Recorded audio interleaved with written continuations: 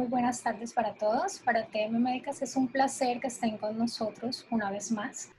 Les damos una cordial bienvenida. El día de hoy nos acompaña el doctor Felipe Tovar. El webinar de este día es diagnóstico y manejo de primera línea para aneurismas rotos. Vamos a dar las reglas que tendremos estipuladas para el día de hoy para darle mejor manejo a la reunión y enseguida le daremos paso al doctor Tovar. Todos los micrófonos y cámaras van a encontrarse apagados durante la reunión, durante la charla, esto con el fin de darles a ustedes la facilidad de escuchar perfectamente la charla del doctor. Al final de la sesión habrá un espacio que va a estar destinado para las preguntas y respuestas. Les solicitamos por favor hagan sus preguntas a través del chat y las preguntas van a ser realizadas a través del moderador en orden de su llegada. En este momento vamos a dar paso al doctor Felipe Tovar. El doctor Tovar es médico general y cirujano general de la Universidad del Cauca, cirujano vascular y endovascular de la FOCUS, profesor de cirugía vascular de la Universidad del Cauca, jefe del servicio de cirugía vascular del Hospital San José de Popayán. Doctor Tovar, mil gracias por acompañarnos el día de hoy. El auditorio es completamente suyo. Buenas noches, muchas gracias Natalia por la presentación. Creo que es muy importante entender el esfuerzo que se hace desde la industria para tratar de salvar vidas. Creo que la patología aórtica es una patología que desafortunadamente tiene muchos inconvenientes en el diagnóstico. Y creo que enseñar sobre la patología aórtica y sobre las posibles complicaciones y dificultades que hay en el diagnóstico hace la diferencia en salvarle la vida y que tengamos nosotros como cirujanos vasculares la oportunidad de poder salvar al paciente. Esta es la razón de la charla. A continuación, pues vamos a dar la charla. Como ya lo dijo Natalia, pues tenemos unas reglas de juego muy sencillas y esperamos que se vayan generando las preguntas pues, respectivas. Entonces vamos a dar la charla. Agradecemos a TM por la intención de poder generar esos espacios académicos. Y básicamente, diagnóstico y manejo de primera línea para los aneurismas rotos es una de las charlas de código aneurisma roto. Pues como ya me presentó Natalia, no tenemos problema. En cuanto al planteamiento del problema, básicamente los aneurismas de aorta abdominal representan el 95% de todos los aneurismas de la aorta. Y generalmente están en pacientes que son mayores de 60 años, que son hombres, que son fumadores. Más o menos en Estados Unidos se diagnostican 105,000 casos por año.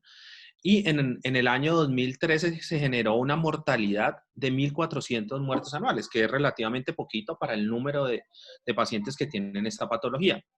Cuando nosotros vemos el pronóstico de estos pacientes, definitivamente hacerle cirugía abierta electiva tiene una mortalidad que puede ir del 5 al 8%, pero cuando nosotros vemos que este paciente tiene un aneurisma roto, la mortalidad global puede ser del 90%, con una mortalidad transoperatoria del 50%. Esto es casi empezar un partido de fútbol con empezar 6-0, 7-0, no digamos 6-0 porque es una cosa álgida en este momento.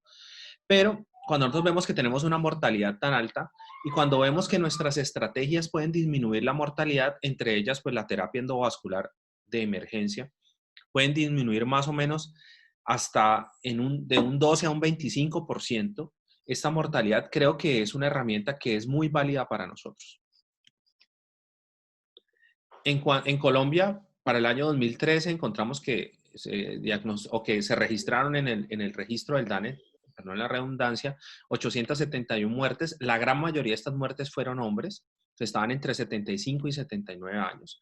Ya para el año 2017 subieron progresivamente y tuvimos 1.220 muertes, de las cuales 812 fueron de hombres. O sea, miren que la relación hombre-mujer es significativamente alta en el mismo periodo o en el mismo grupo etario de 75 a 79 años.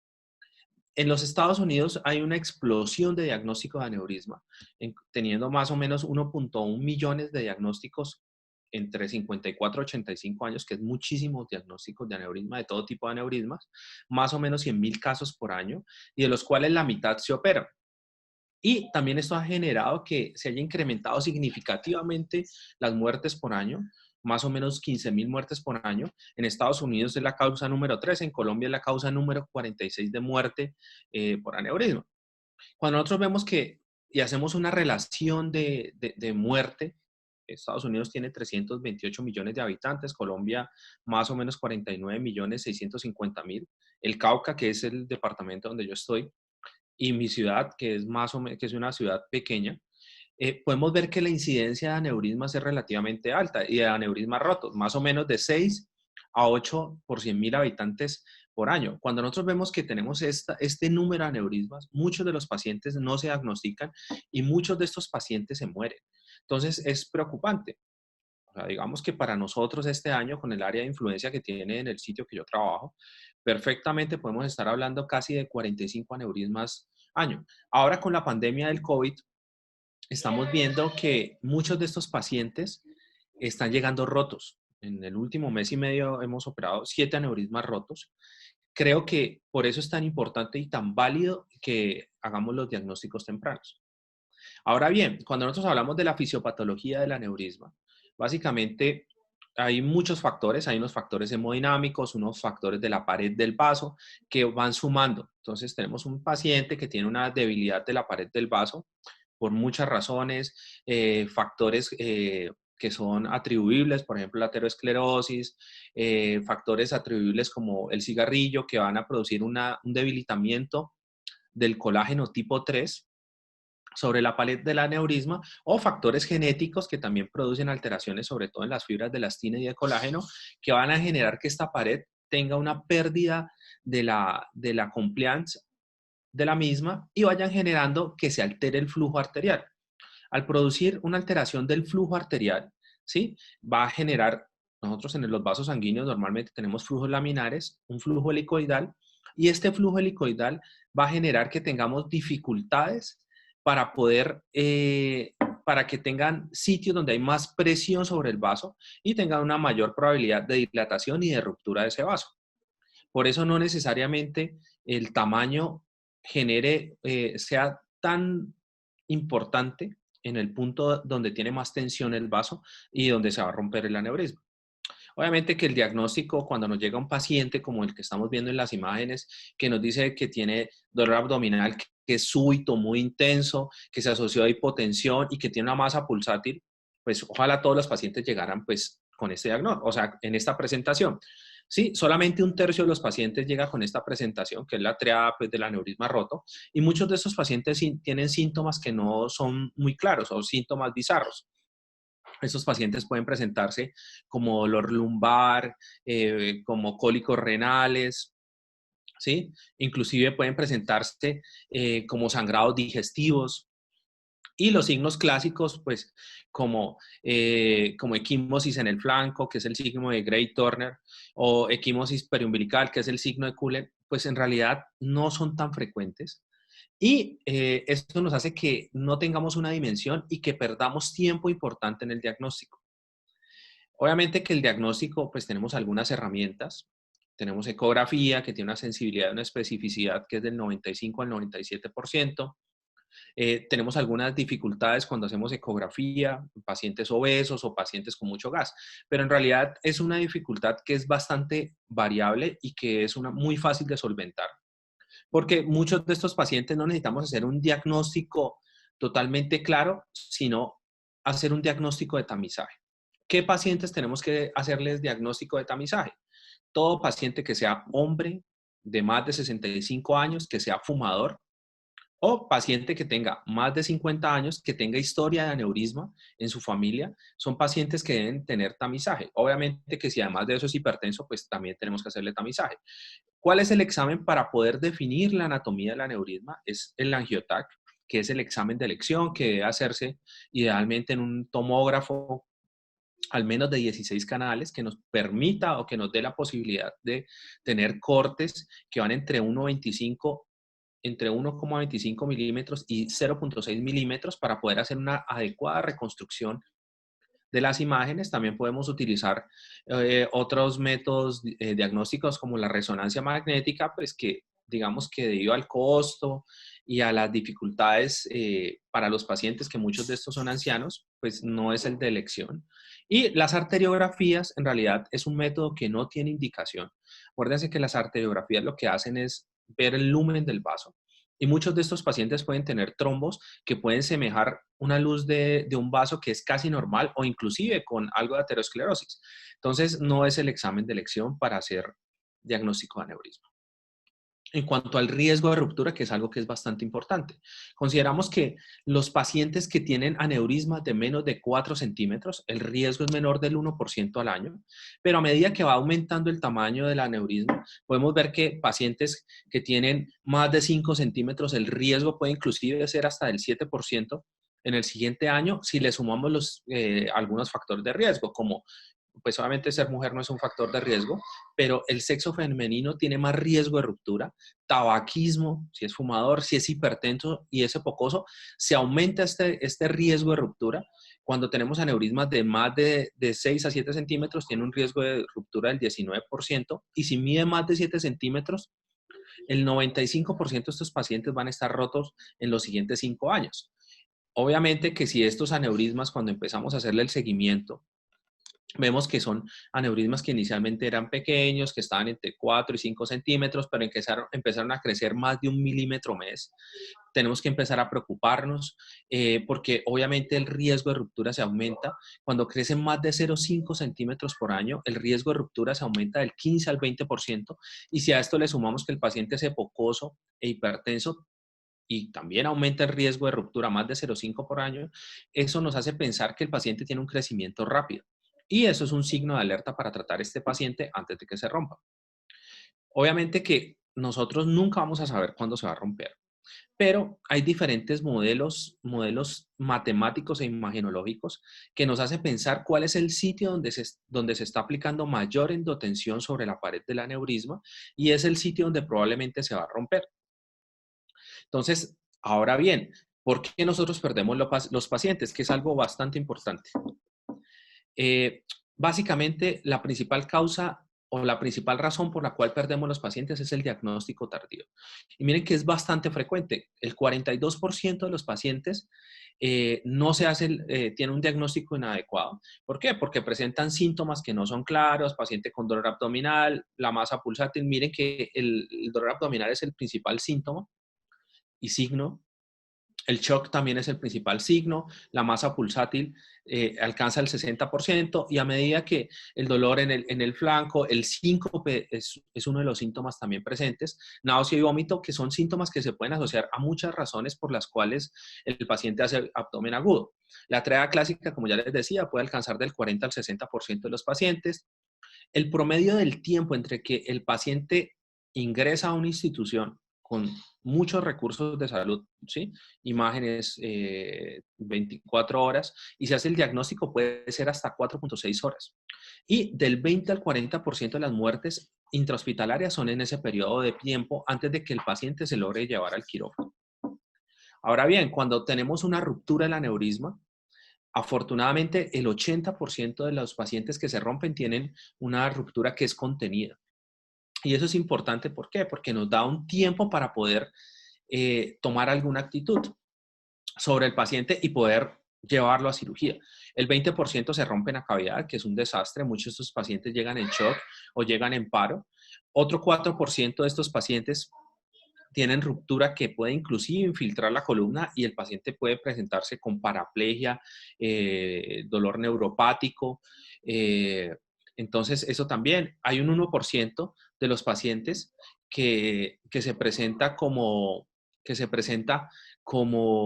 pues, ruptura a una víscera hueca, ¿sí? Ya sea el duodeno o ya sea un uréter, y el paciente pues hace una hematuria franca. Cuando los pacientes tienen ruptura al duodeno espontánea, como primera vez, hacen episodios de sangrado digestivo que son masivos, pero se autodelimitan, y hasta que llega y hace un sangrado pues, digestivo que es mortal. ¿Cuál es la propuesta del grupo de trabajo? Esto también es bastante importante, porque estos pacientes digamos que tenemos que tener un grupo de trabajo y nuestras instituciones tienen que estar desarrollando capacitaciones y grupos para poder solventar. Y por eso utilizamos esto del código aneurisma roto. Esto es un código que básicamente pues lo tomamos de la Clínica Colombia en Bogotá y lo aplicamos a nuestra institución, que es una institución pues que tiene pacientes públicos. Básicamente tenemos que activar el código de aneurisma cuando alguien sospeche el aneurisma roto. ¿Y cómo lo vamos a sospechar? Paciente con dolor abdominal o dolor lumbar o dolor en el flanco con masa pulsátil, con hipotensión, que sea mayor de 50 años, que generalmente, pues obviamente más en hombres que en mujeres, que tenga historia de aneurisma conocido o que le hayan hecho ya terapia, algún tipo de terapia endovascular o abierta, que tenga antecedente familiar o que sea fumador. Cuando nosotros sospechamos aneurisma, se debe activar el código y es el primer nivel del código aneurisma. Entonces, estos pacientes deben trasladarse a sala de reanimación, hacer pues todo el ABC de la reanimación, tienen que tener monitoría y avisar al cirujano vascular, y en las instituciones que no cuentan con cirujano vascular, pues el primer respondedor puede ser el cirujano general, que tiene, pues creo que es la persona con mayor formación para eso. Ahora bien, ya activamos, ya tenemos la sospecha del paciente con aneurisma, se debe hacer algún tipo de imagen. ¿Qué imagen? Ya muchos de los hospitales se está implementando el eco en urgencias, y hacer una ecografía fase en urgencias, ya sea que la haga el cirujano, el radiólogo o el urgenciólogo, y con eso podemos detectar hasta el 95%, tiene una sensibilidad del 95% para decir si estos pacientes tienen aneurisma o no tienen aneurisma. Cuando nosotros, pues definitivamente encontramos que tiene aneurisma, se activa el nivel 2. Cuando, pues está dudoso, considerar otro estudio diagnóstico o otro diagnóstico, y cuando, pues obviamente no encontramos nada, pues ese paciente, pues tiene otro diagnóstico. Cuando ya nosotros pensamos que sí tiene aneurisma, hay que tener, pues, mejorar la oxigenación, tener unas adecuadas vías venosas, hacer protocolos de reanimación hipotensiva. Esto es supremamente importante. ¿A qué nos referimos con la reanimación hipotensiva?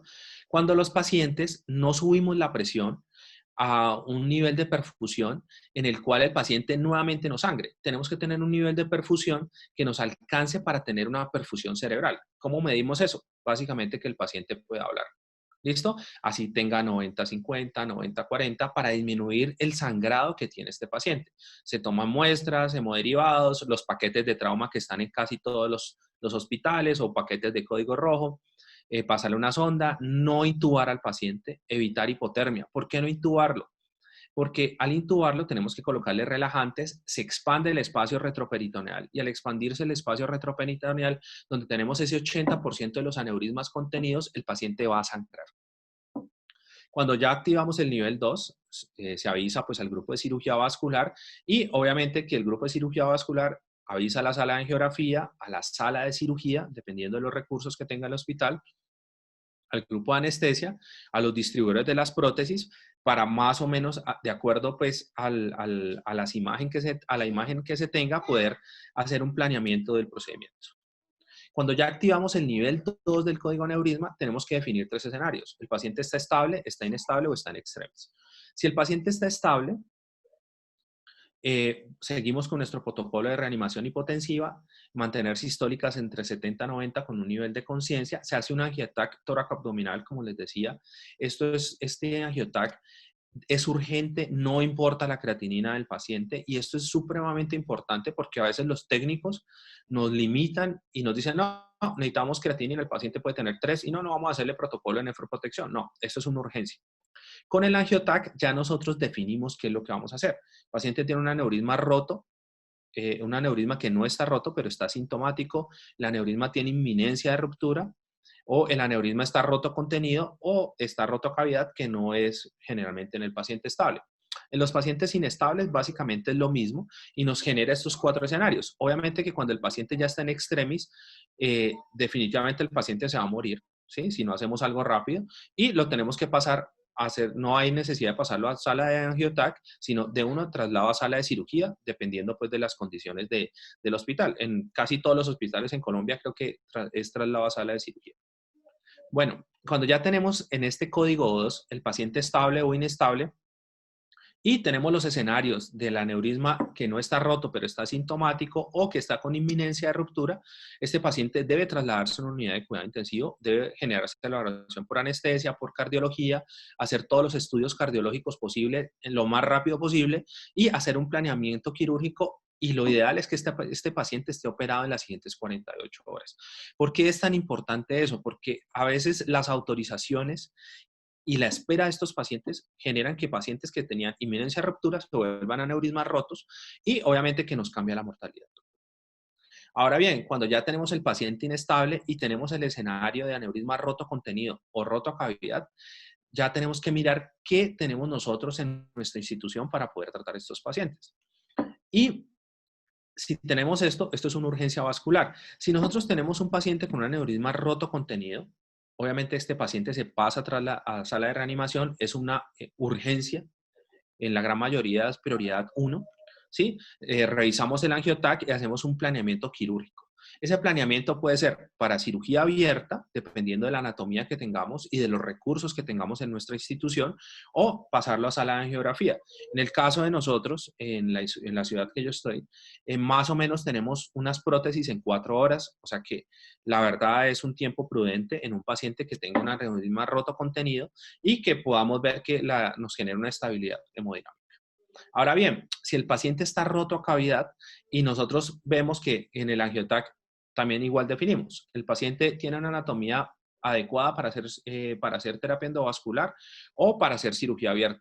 Y definir cómo está roto a cavidad si tenemos las endoprótesis disponibles. En el caso mío, pues creo que este no es una opción debido al tiempo en el que se demoran en llegar las prótesis, pero pues este paciente ya tenemos la sala de cirugía para poderlo operar. Aquí nosotros ya activamos el código, el nivel 3 del código aneurisma, que es básicamente cuando nosotros ya definimos qué es lo que vamos a hacer con nuestro paciente. En este nivel 3, cuando ya vemos un paciente en extremis, ahí es donde nosotros vemos la posibilidad de hacer una oclusión endoaórtica con balón. Ya hay muchos sitios, que es el REBOA, ya hay muchos sitios donde nosotros, ya donde se está implementando, pues por los pacientes de trauma o por los pacientes ginecológicos, este tipo de terapias y nos genera tiempo. Ahora bien, este paciente podemos hacer terapia endovascular o cirugía abierta. En los sitios que se puede hacer terapia endovascular es la mejor opción. Y también en estos pacientes en extremis, también tenemos que definir si el paciente pues en realidad ya no tiene una posibilidad adecuada. Paciente en muy malas condiciones, de más de 90 años, con múltiples comorbilidades, con una ACV encima, pues en realidad creo que no tiene sentido llevarlo a cirugía y más bien es trasladarlo a un cubículo, darle medidas de soporte y confort con analgésicos y tener un adecuado acompañamiento familiar. Ahora bien, ¿cuál es la mejor opción? ¿Lo operamos abierto o le colocamos endoprótesis? Esta es nuestra duda cuando nosotros ya definimos los pacientes con aneurisma. Y pues básicamente, ¿cómo lo hacemos? Entonces, ya tenemos la idea, paciente fumador, con factores genéticos, múltiples factores, encontramos que tenemos aneurismas que son saculares, que tienen mayor riesgo de ruptura, el paciente nos genera dolor abdominal, tenemos que llevarlo a un sitio que tenga todas las condiciones para poderlo operar.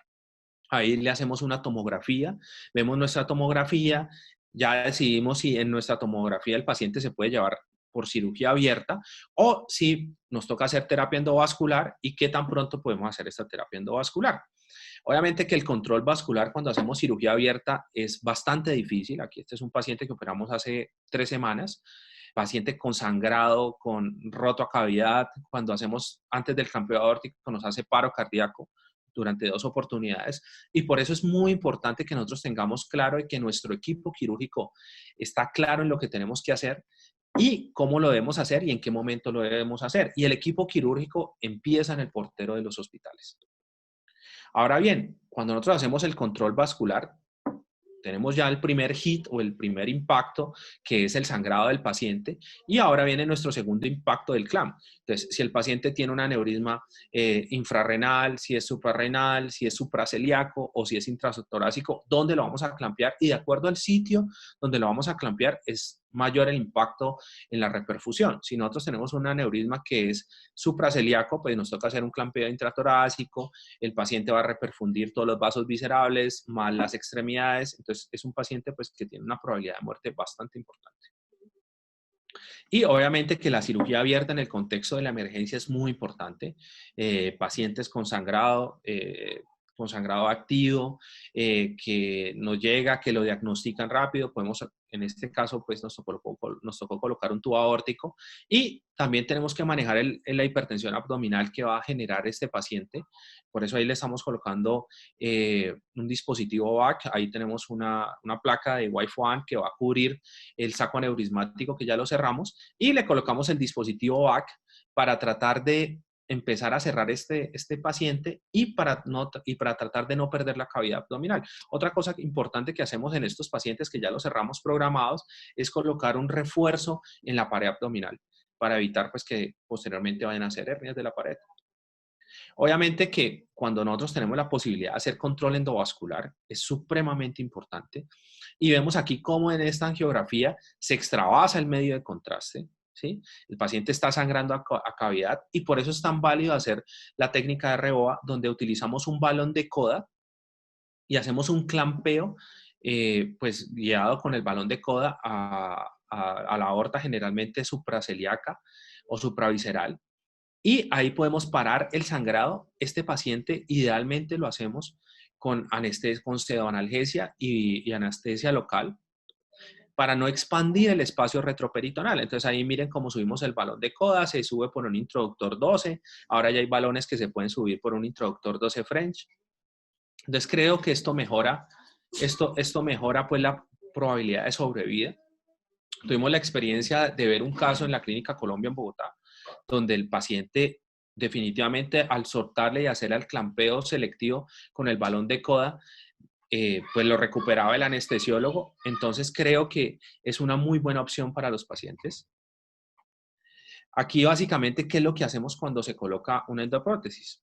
Nosotros hacemos algo que se llama PIVAR, que es, lo utilizamos todo percutáneo, con exosuturas y con los introductores colocamos unos accesos femorales, también se pueden abrir las arterias femorales, empezamos a subir la endoprótesis se sube, ya sea por la vía más fácil de canular, se deja por debajo de las arterias renales, se comienzan a subir las guías, se canula el lado contralateral y empezamos a expandir nuestra prótesis con un balón, realmente es el balón de coda.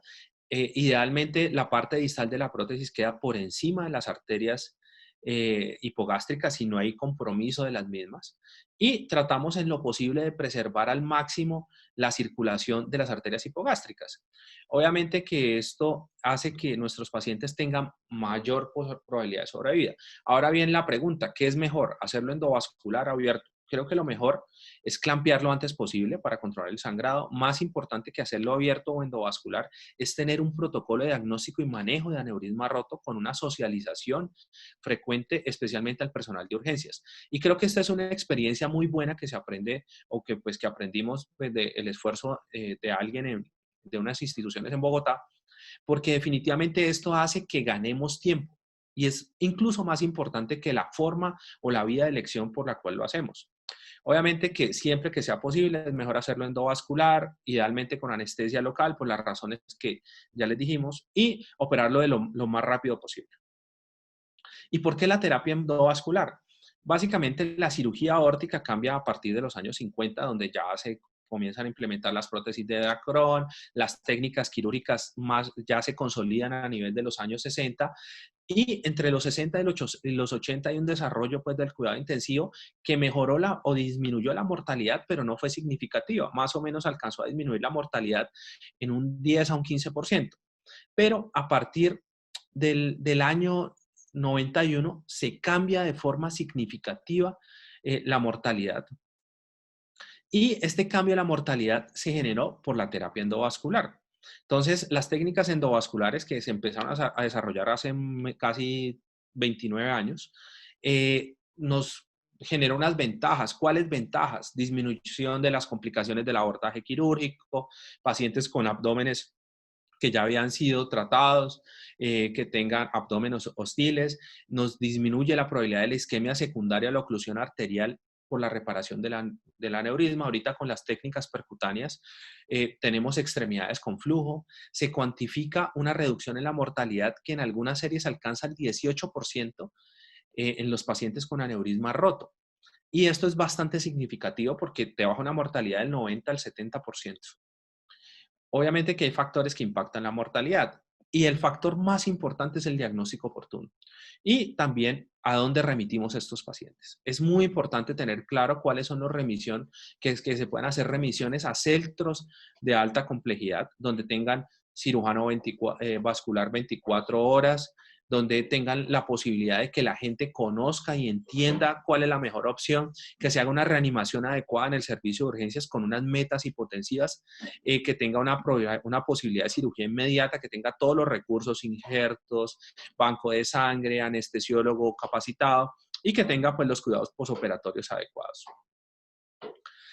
En los últimos 60 años, la mortalidad operatoria por aneurisma de aorta abdominal roto ha descendido desde el 55 hasta el 40%.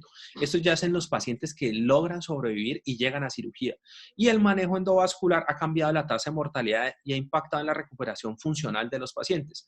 Esta es otra cosa supremamente importante. Cuando nosotros operamos los pacientes, son pacientes que perfectamente pueden estar hospitalizados en unidad de cuidado intensivo de 7 a 10 días en cirugía abierta, traslado a cuidado intermedio, traslado a piso con riesgo de que tengan complicaciones de la pared abdominal. En la terapia endovascular tiene la ventaja que estos pacientes, posterior a la compensación de su estado hemodinámico y a la valoración de la posibilidad de que hagan síndrome compartimental abdominal, estos pacientes se recuperan mucho más rápido y son pacientes que perfectamente pueden estar en su casa más o menos entre 2 y 4 días posterior al aneurisma roto.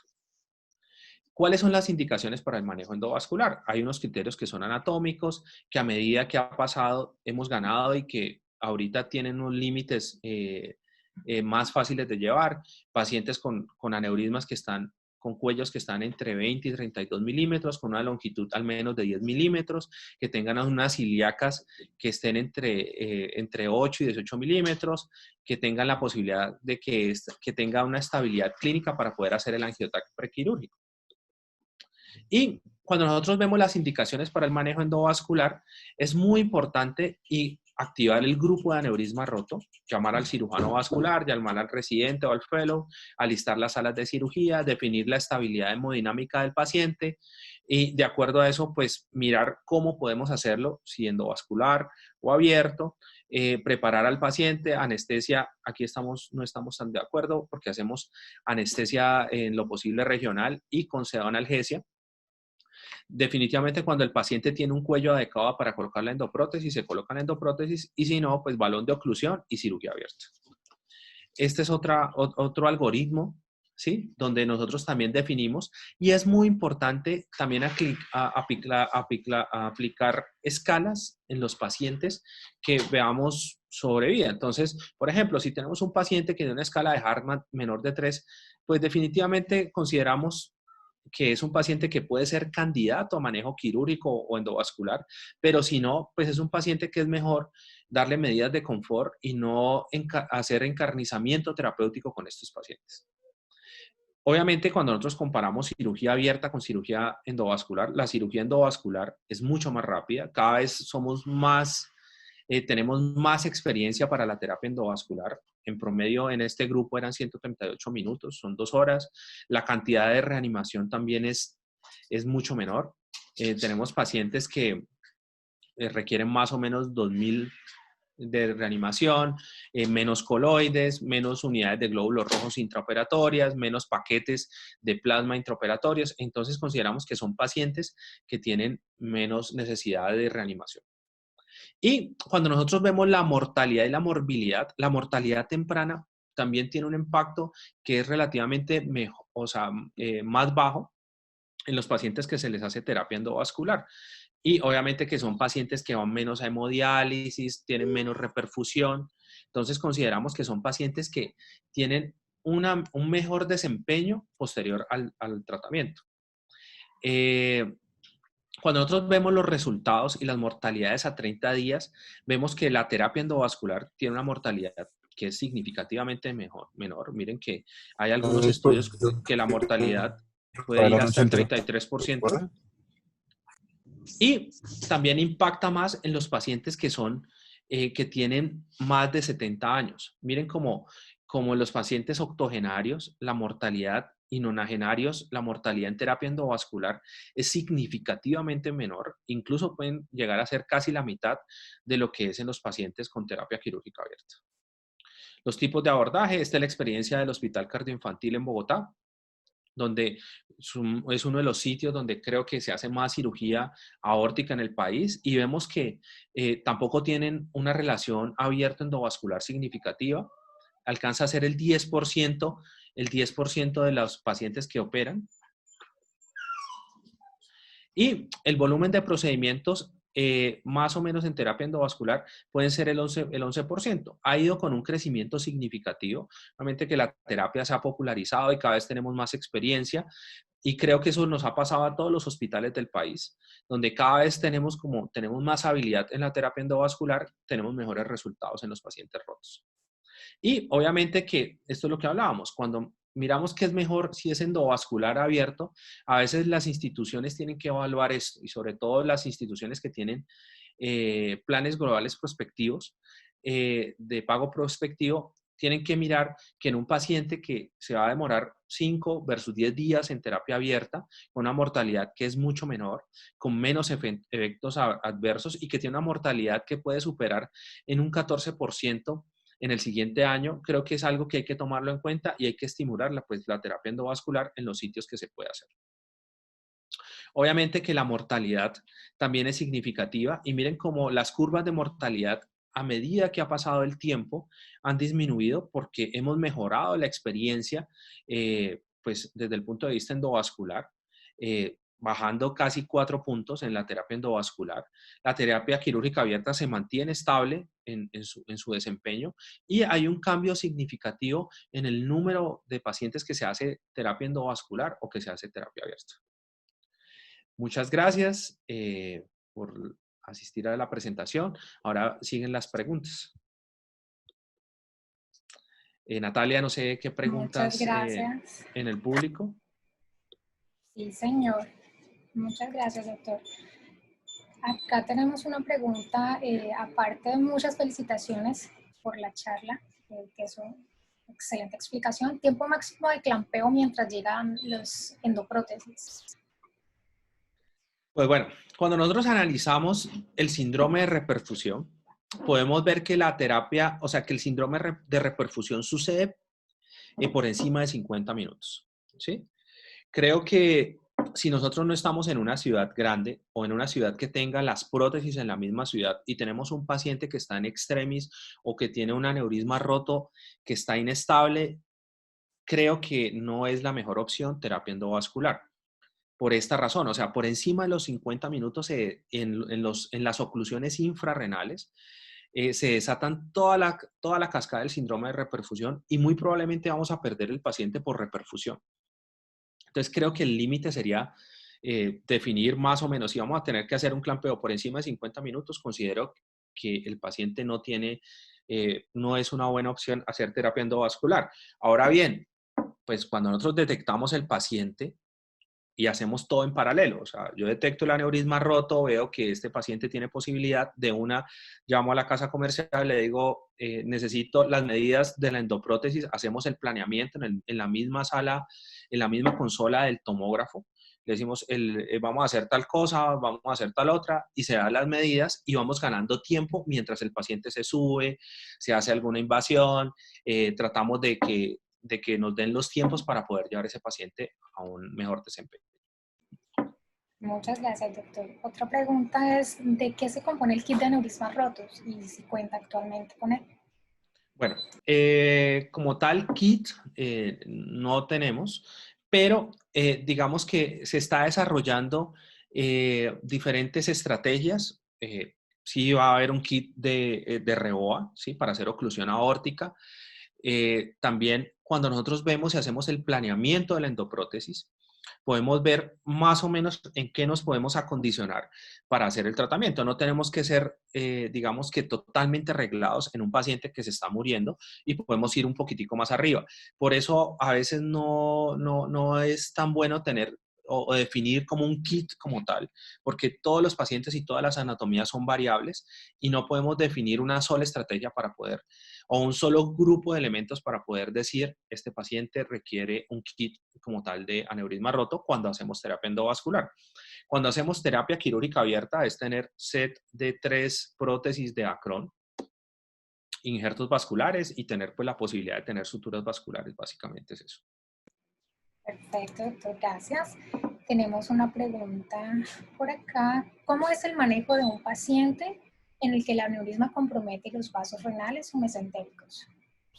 Bueno, cuando tenemos un paciente que ya tiene una anatomía o ya consideramos que es un aneurisma suprarrenal, básicamente la estrategia cambia porque ya es un paciente con una complejidad muchísimo mayor. Y ahí tenemos diferentes dispositivos. Tenemos, en el caso de un aneurisma roto, tenemos unas prótesis que vienen ya hechas de fábrica, que tienen un diseño con una probabilidad de canulación, que es una endoprótesis que se llama el T-branch, que es una prótesis que es ramificada, que por estudios que han hecho, tienen una probabilidad por encima del 80% de que las ramas, o sea, que cada vasito que se tiene de la rama sea fácil de canular con las 4 arterias viscerales. ¿Cuáles son las 4 arterias viscerales? Tronco celíaco, mesentérica superior, arteria renal izquierda y arteria renal derecha. Esta prótesis está diseñada para eso. Entonces, se haría un paso adicional, ¿sí? Para tratar el aneurisma. Y ya después se coloca la endoprótesis que presentamos en el video, que es una endoprótesis convencional. Básicamente es lo que haríamos. Muchas gracias. Por acá tenemos otra pregunta. Ya un momento, doctor. ¿Cuáles son las metas de TAC en el paciente con aneurisma las medidas del TAC en un paciente con aneurisma sin ruptura, pero debuta la sintomatología asociada a hipertensión renal? No entiendo la pregunta. Repetímela, porfa, Natalia. ¿Cuáles son las metas de TA en el paciente con aneurisma sin De presión ruptura? arterial. Ajá. Ajá, pero debuta la sintomatología asociada a hipertensión arterial. Bueno, una cosa muy importante en los pacientes que tienen aneurismas sintomáticos o que incluso tienen un síndrome aórtico por la misma emergencia hipertensiva, como lo dicen ahí, es hacer terapia antiimpulso. ¿Sí? ¿Qué significa la terapia antiimpulso? Básicamente es bajar frecuencia cardíaca. Acuérdense que el impulso cardíaco es lo que aumenta la presión sobre la pared del vaso. Y al disminuir la intensidad y la amplitud y la frecuencia del pulso, nos va a disminuir la probabilidad de ruptura. Y esto también tenemos que disminuir la presión que se ejerce sobre el vaso, o sea, disminuir la presión arterial. Y esta disminución de la presión arterial, la idea es que esté entre 120 y 130. Obviamente que si el paciente llega en emergencia hipertensiva, no podemos decapitar esa presión de forma abrupta, porque el paciente pues, va a hacer un evento cerebral probablemente. Entonces tenemos que bajarla progresivamente. Y esta es la razón por la cual los pacientes tienen que ir a la unidad de cuidado intensivo para bajar y tener estas metas de terapia antiimpulso. ¿Sí? Es muy importante que tengan claros y hablar con el intensivista de cuál es el paso a seguir y cuándo nosotros vamos a solucionar el problema al paciente. Básicamente es eso. Perfecto. Por acá tenemos otra pregunta. Si no cuenta con las medidas, en el caso de los aneurismas rotos, ¿en qué medidas se basa para solicitar medidas a un distribuidor? Pues es complicado. Es complicado porque nos tocaría hacer medidas en el angiógrafo. Igual, la idea es que como por lo menos debe tener un FAS, la idea es que por lo menos vamos a hacer una ecografía intraoperatoria y definir el cuello proximal. Creo que esa es la parte más importante. Y cuando ya estamos en el procedimiento angiográfico, hay forma de medir la luz del vaso desde el punto de vista angiográfico. Se hace superposición de imagen, se mide pues con un pigtail y se mide pues con un caliper, que era como se hacía anteriormente, y se mide pues la parte tanto proximal como distal. En esa geografía inicial podemos definir tanto cuello, diámetro del vaso interno, ¿sí? Y podemos definir las extremidades o las extensiones distales, si tenemos que ir por debajo o por encima de las arterias hipogástricas y si nos toca embolizar las mismas. Doctor, ¿qué medicamento es el más recomendado para tratar la emergencia hipertensiva? Idealmente tenemos que utilizar beta bloqueadores. Nosotros generalmente empezamos con goteos de labetalol y también empezamos, pues, podemos utilizar otro vasodilatador que tengamos pues a la mano. Si el labetalol no es lo suficientemente bueno, para bajarnos presión. El labetalol no es un medicamento que tenga como, digamos, que sea tan buen vasodilatador, por eso tenemos que utilizar dos, pero tiene un efecto sobre la frecuencia muy importante. Entonces, generalmente utilizamos labetalol más un vasopresor. Obviamente que muchos de estos pacientes, pues no llegan pues con, o sea, no es tan difícil bajarle la presión. Pero pues esa es como la idea. Ya después cuando logramos bajarle la presión con terapia endovenosa, utilizamos generalmente carvedilol para mejorar y modular la frecuencia sobre todo y los antihipertensivos pues que necesita el paciente. Generalmente pues tratamos de utilizar el menor número de antihipertensivos posible y también es importante, muchos de estos pacientes pueden tener hipertensión renal porque pueden tener compromiso del ostium de las arterias renales y esto también nos puede generar dificultades en el control de la presión. Gracias, doctor. Tenemos otra pregunta. En cirugía de urgencias, cuando se decide la corrección abierta sin utilizar reboa, ¿dónde realizan el clampeo de la aorta? Es importante. Si nosotros tenemos angiotac, o sea, nosotros no podemos entrar a una cirugía sin tener ningún planeamiento. Entonces, la idea es que tenemos que tener angiotac y con el angiotac podemos definir cuál es el sitio de campeo. Si nosotros vemos que en el angiotac tenemos un paciente con un aneurisma que es yuxtarrenal, o sea, que no tiene cuello para el clampeo, tenemos que valorar la posibilidad de hacer un clampeo suprarrenal, ¿sí? Por encima de los vasos viscerales. Y sí, pues obviamente si es un aneurisma toracoabdominal, hacer una incisión en el tórax y hacerle una toracotomía y hacer clampeo a nivel pues, a nivel torácico, ¿sí? Digamos que si es un paciente que le llega, supongamos, al cirujano de general de urgencias, ¿qué han hecho? ¿O qué pueden ir avanzando? Como no tienen tanta experiencia en hacer clampeos suprarrenales, una opción es hacer una toracotomía, que todos los cirujanos en Colombia que hacen urgencias y que hacen trauma la tienen clarísima, y se hace un clampeo ahí.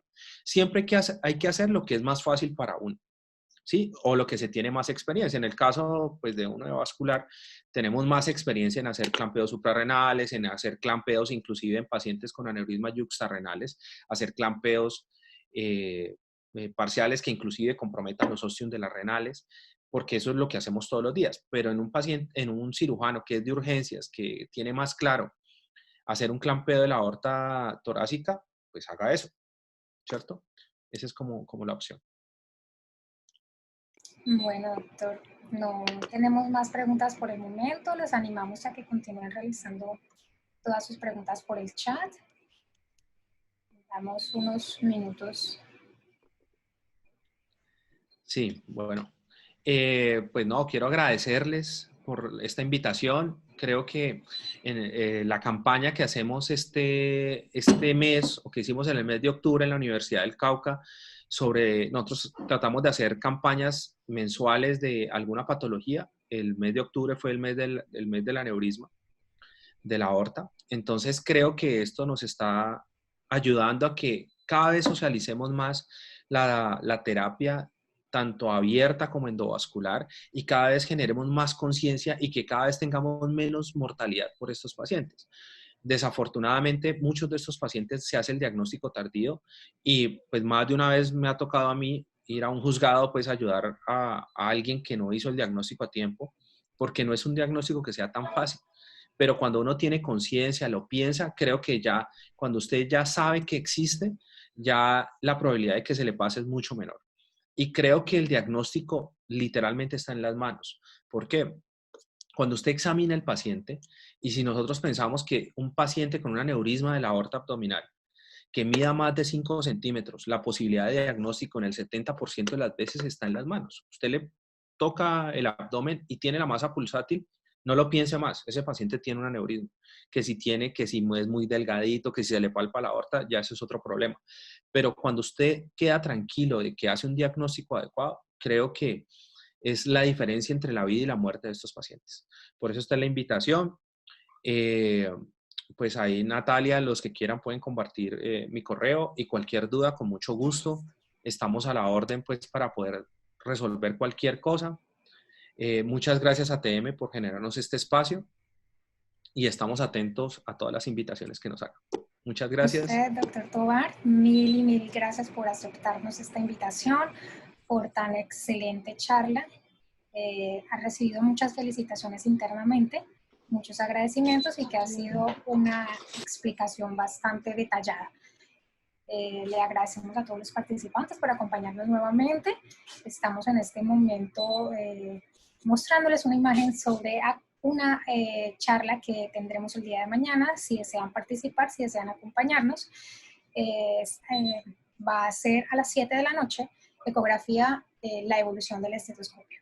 Los invitamos, en el chat va a quedar el link de acceso para que se inscriban. Les agradecemos a todos su asistencia. Doctor Tovar, nuevamente mil y mil gracias por acompañarnos el día de hoy. Esperamos encontrarnos en una próxima oportunidad. Feliz noche para todos. Buenas noches para todos. Muchas gracias.